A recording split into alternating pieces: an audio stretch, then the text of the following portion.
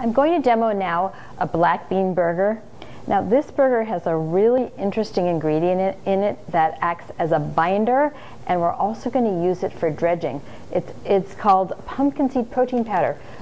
What this is, it's what's left over after oil is squeezed out of pumpkin seeds. So it's very dry. It's not just ground pumpkin seeds. Since the oil's been squeezed out, it's dry. It makes a great coating. It's like a flour now, and it's also a terrific binder. So you'll see. I'm starting here with a tablespoon or so of my aroma-free coconut oil. You can also use extra virgin olive oil, but I really like to use these good saturated fats as much as possible in cooking. We're definitely going to use the coconut oil on this one when we cook up the burgers. The 76-degree melting point makes it melt so quickly, so I can add the onions, right away. And let them just sweat together. It doesn't matter if they sizzle hard. So I have a cup of onions there, and I'm also throwing in a little bit of garlic, and I'm going to let those sweat away for a few minutes. Meanwhile, I have here some cooked black beans. I want about 1 3/4 cup, which is really what you get when you soak and then cook 3/4 of a cup of dry black beans. You end up with that. So I start with 3/4 of a cup. I soak them. I try to remember overnight to soak them to make them digestible. And then I cook them with fresh water, and at the end of it, I want to save my cooking water. This is my fresh cooking water that went on the soaked beans, and I just separated them because I'm going to be making a refried bean for this burger. So it starts with the onions, then I'll be adding the beans very soon.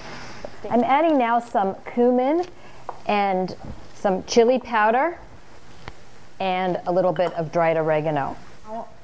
I'm pouring in about 1/3 of these cooked beans along with 1/3 of a cup of liquid. I'm taking my masher and I'm kind of pressing the bean into the liquid to thicken it.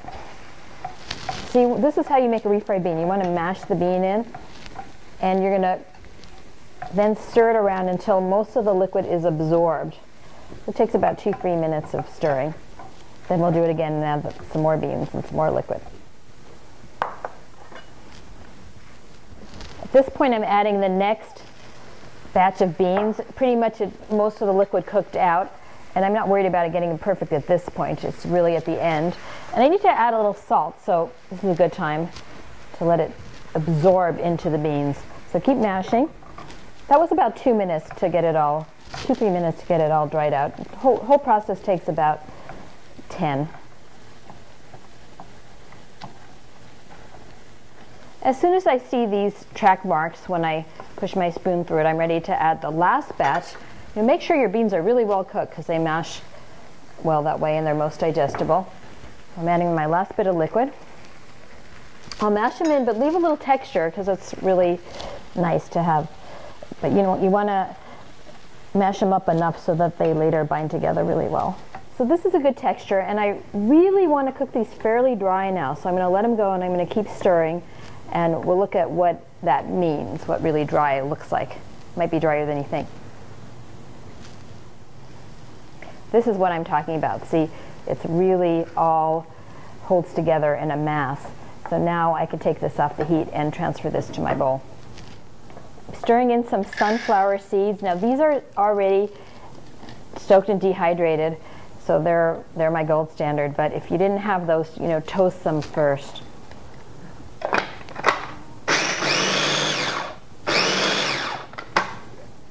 Pouring in those sunflower seeds I just ground up, and some of this pumpkin seed powder. That's going to really dry out the filling very well. Now I want to taste it for salt.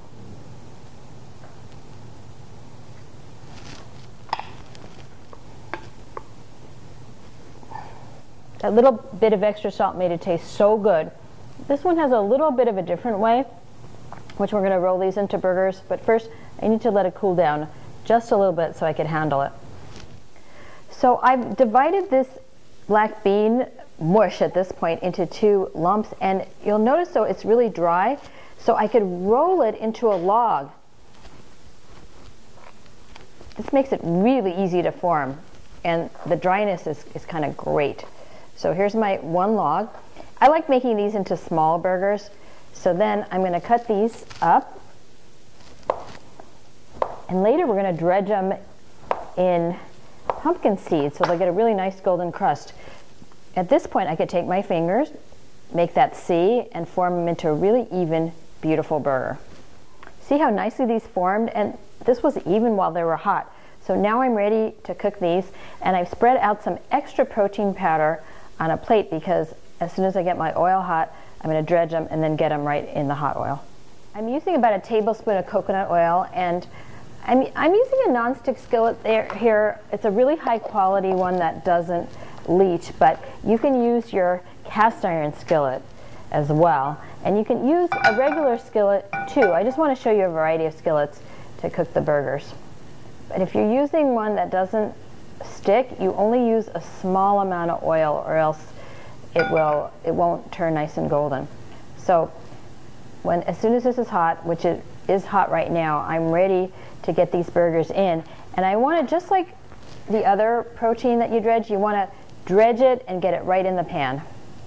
Should have a nice sizzle. It's going there. We're okay.